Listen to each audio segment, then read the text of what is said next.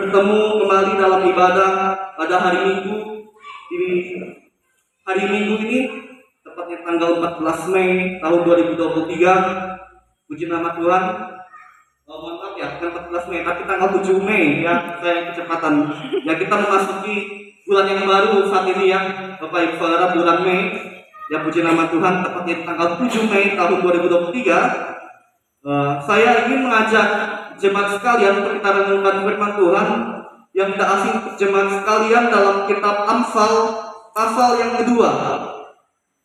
Kitab Amsal pasal yang kedua, ayat yang pertama sampai ayat yang ke-22. Kitab Amsal pasal 2, ayat pertama sampai ayat yang ke-22. Ya. Silakan jemaat Tuhan menyimak firman Tuhan ini. Saya akan bacakan firman Tuhan ini untuk jemaat sekalian. Kitab Amsal pasal 2, ayat yang pertama sampai ayat yang ke-22.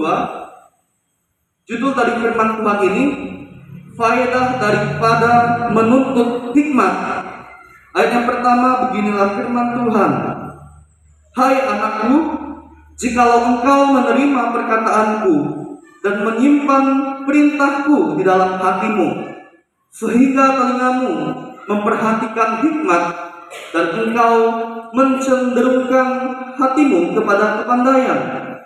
Ya, jikalau engkau berseru kepada pengertian dan menunjukkan suaramu kepada kepandaian, jikalau engkau mencarinya seperti mencari perak dan mengejarnya seperti mengejar harta terpendam, maka engkau akan memperoleh pengertian tentang takut akan Tuhan dan mendapat pengenalan akan Allah. Ayat yang ke-6, karena Tuhanlah yang memberikan hikmat, dari mulutnya datang pengetahuan dan kepandaian. Ia menyediakan pertolongan bagi orang yang jujur, menjadi perisai bagi orang yang tidak bercela lakunya, sambil menjaga jalan keadilan dan memelihara jalan orang-orangnya yang setia. Maka engkau akan mengerti tentang kebenaran, keadilan, dan kejujuran, bahkan setiap jalan yang baik. Ayat 10, karena hikmat akan masuk ke dalam hatimu dan pengetahuan akan menyenangkan jiwamu. Kebijaksanaan akan memelihara engkau, kepandaian akan menjaga engkau, supaya engkau terlepas dari jalan yang jahat, dari orang yang mengucapkan tipu muslihat, dari mereka yang meninggalkan jalan yang lurus dan menempuh jalan yang gelap, yang bersukacita melakukan kejahatan, bersorak-sorak karena tipu muslihat yang jahat, yang berliku-liku jalannya dan yang sesat perilakunya, supaya engkau terlepas dari perempuan jalan, dari perempuan yang asing, yang licin perkataannya, yang meninggalkan teman hidup masa mudanya dan melupakan perjanjian Allahnya. Sesungguhnya rumahnya hilang tenggelam ke dalam maut, jalannya menuju ke arwah-arwah. Segala orang yang datang kepadanya tidak balik kembali dan tidak mencapai jalan kehidupan. Sebab itu, tempuhlah jalan orang baik dan peliharalah jalan-jalan orang benar, karena orang jujurlah akan mendiami tanah, dan orang yang tak bercelalah yang akan tetap tinggal di situ. Tetapi orang fasik akan dipunahkan dari tanah itu, dan pengkhianat akan dibuang dari situ. Ya, demikian jauh firman Tuhan yang boleh Bapak Ibu Saudara simak. Dari kebenaran firman Tuhan ini saya memilih tema yang telah tertera di layar ini, yaitu mencari hikmat. Itu temanya. Ya, Bapak Ibu Saudara, yang menulis kitab Amsal pasal 2 ayat pertama sampai ayat yang ke-22 ini adalah Raja Salomo. Raja yang dikenal diberikan karunia hikmat dari Tuhan, ya. Dan Salomo menuliskan kitab Amsal ini di masa tuanya. Kitab Amsal adalah kitab yang berisi tentang perkataan yang bijaksana, Bapak Ibu Saudara. Jadi berbahagialah setiap Bapak Ibu Saudara yang telah merenungkan kitab Amsal ini ya. Kalau Bapak Ibu Saudara menyimak kitab Amsal dari pasal yang pertama sampai pasal yang terakhir. Dan pada kesempatan ini saya ingin agar kita bersama-sama perlu mencari hikmat. Hikmat itu adalah kebijaksanaan, Bapak Ibu Saudara. Ya. Marilah kita mau untuk bertekun dalam mencari sesuatu yang jauh lebih berharga dalam hidup ini, dan hal itu adalah hikmat, Bapak Ibu Saudara. Hikmat ini lebih berharga, lebih bernilai daripada emas, dari perak, lebih berharga dari benda, dari harta benda apapun yang ada dalam dunia ini.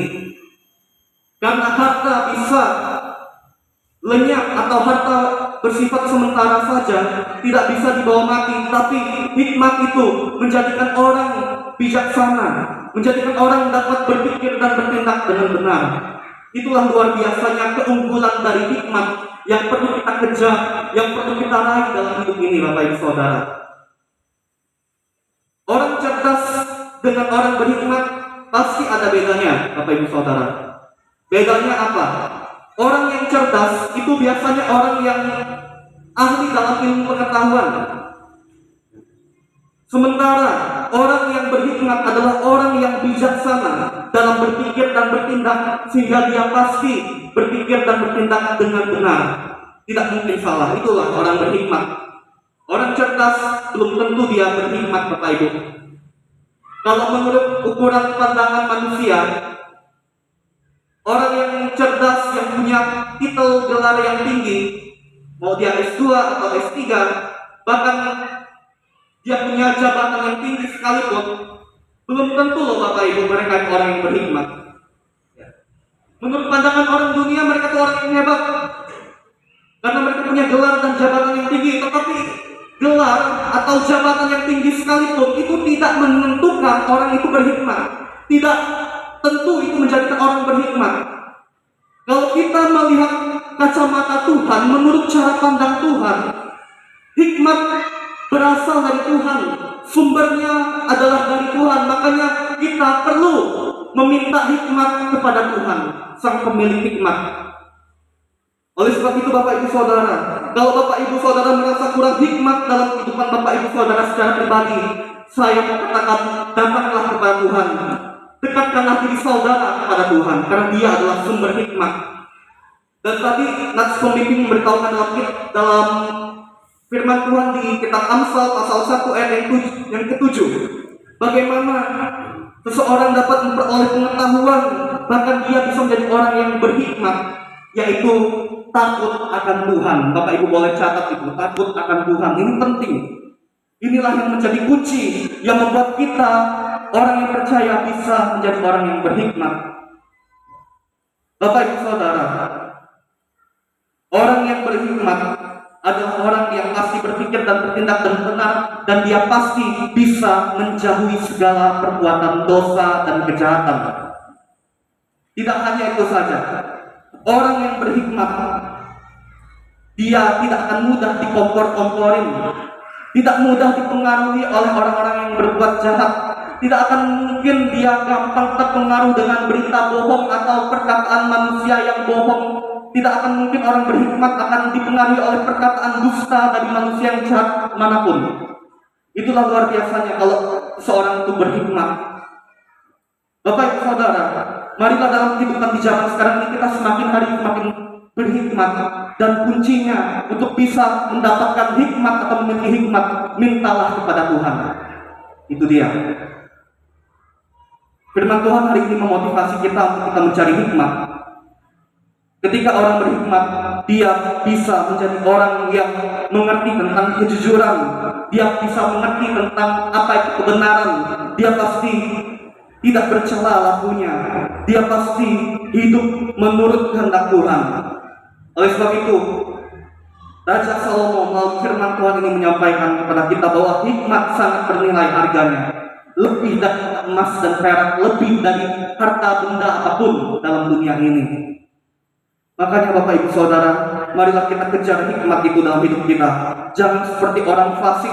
Orang fasik adalah orang yang mengaku percaya Tuhan, tetapi dia suka kompromi dengan hal-hal duniawi. Orang fasik masih suka kompromi dengan hal-hal yang jahat. Orang seperti itu adalah orang yang tidak berhikmat, Bapak Ibu. Ya. Yang ada orang itu akan jatuh dalam kebodohan dan dia akan mengalami kehancuran hidup. Tetapi orang yang berhikmat, dia akan terhindar dari kehancuran hidup. Karena orang yang berhikmat, dia pasti hidup takut akan Tuhan dan menjauhi segala kejahatan. Apa yang bisa Bapak Ibu Saudara renungkan dalam firman Tuhan ini yang boleh menasihatkan Bapak Ibu Saudara dan saya? Apakah selama ini Bapak Ibu Saudara sudah menjadi pribadi yang berhikmat di dalam Tuhan? Apakah selama ini Bapak Ibu Saudara menjadi pribadi yang berhikmat dalam berpikir dan bertindak? Ketika Bapak Ibu Saudara akan menentukan pilihan apapun dalam kehidupan Bapak Ibu Saudara, hanya Bapak Ibu Saudara yang dapat menjawabnya. Bersyukur untuk firman Tuhan ini, kita berdoa. Terima kasih ya Tuhan untuk firman-Mu yang boleh sama-sama kami renungkan pada saat ini. Kami boleh sama-sama mengetahui bahwa Tuhan adalah sumber hikmat.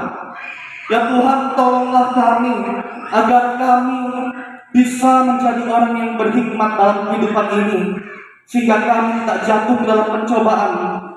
Ya Tuhan, hanya dengan menjadi pribadi yang berhikmat membuat kami mampu menjauhi segala hal yang jahat, membuat kami mampu untuk tidak mudah terpengaruh oleh hal-hal jahat apapun dalam dunia ini. Ya Tuhan, tolonglah kami, berikanlah hikmat-Mu dalam hidup kami ya Tuhan, agar kami dapat menjadi pribadi yang berhikmat untuk memuliakan Tuhan dalam hidup kami. Inilah doa kami ya Tuhan,